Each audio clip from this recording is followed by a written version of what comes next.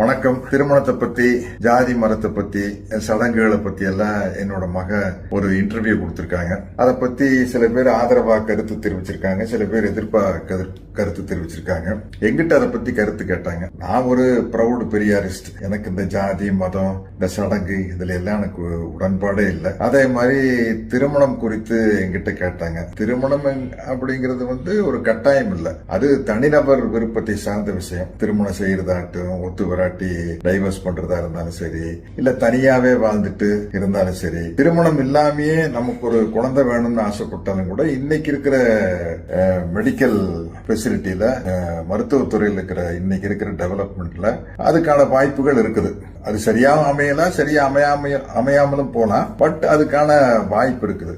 அப்படி இருக்கும் பட்சத்துல இது ஒரு தனிநபருடைய விருப்பம் சார்ந்த விஷயம் தான் அப்படிங்கிறது என்னுடைய கருத்து. அதனால இந்த கருத்துக்கள்ல திவ்யா கூட நானும் ஒத்து போறேன், உடன்பட்டு போறேன் அப்படின்னு தெரிவிச்சுக்கிறேன்.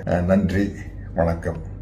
எல்லாருக்கும் வணக்கம். இந்த 2 நாளா நம்ம நிறைய எலெக்ஷன் பத்தி பேசினதை தாண்டி திவ்யா சத்யராஜ் அவர்கள் பேசின ஒரு காணொலி ரொம்ப விமர்சிக்கப்பட்டும் அதுக்கு ஆதரவு தெரிவிச்சும் சில பேர் பதிவிட்டு இருக்காங்க. அது நமக்கு பெருசா பிரச்சனையா தெரியல. ஏன்னா அவங்க பேசினா சில ஆயிரங்கள் அவ்வளவு பேர் தான் போய் சேரும். ஆனா அதை ஆதரிச்சு அவங்க சொன்னதை சப்போர்ட் பண்ணி நடிகர் திரு சத்யராஜ் சார் அவர்கள் பேசினது ரொம்ப முக்கியமான விஷயமா பார்க்கப்படுது. ஏன்னா ஈஸியா 1 கோடி பேருக்கு போய் அந்த விஷுவல் சேர்ந்திருக்கும், அவர் சொன்ன கருத்து போய் சேர்ந்திருக்கும். சார், நீங்க பெரியாரிஸ்ட்னு லாஸ்ட் ஜெனரேஷனுக்கு தெரியும் சார், 90s கிட்ஸ்க்கெல்லாம் தெரியும். இப்போ இந்த ஜென்சி கிட்ஸ்க்கெல்லாம் நீங்க பெரியாரிஸ்ட் அப்படின்னு தெரியாது, அண்ட் பெரியாரிசம் அந்த கொள்கை என்னன்றதெல்லாம் கூட அவங்களுக்கு தெரியாது. ஸோ நீங்க உங்க மகள் திவ்யா மேடம் சொன்னதாகட்டும், நீங்க சொன்னதாகட்டும், அது அந்த கருத்து தப்பு சார். அட்லீஸ்ட் நான் சொல்றது சில லட்சங்கள் மக்களுக்காவது போய் சேரும். அதனால இதை சொல்றேன்.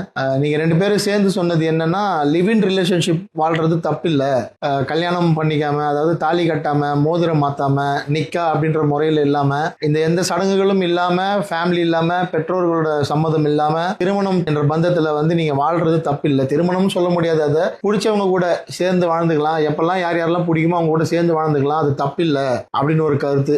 இதை தாண்டி இன்னொரு அபத்தமான கருத்து, குழந்தை பெத்துக்கலாம், கல்யாணமே இல்லாம நீங்க லிவிங்ல யாரோட தேவையும் இல்ல, சயின்டிபிக் முறையில கூட நீங்க குழந்தை பெத்துக்கலாம் அப்படின்னு சொல்லியிருக்கீங்க.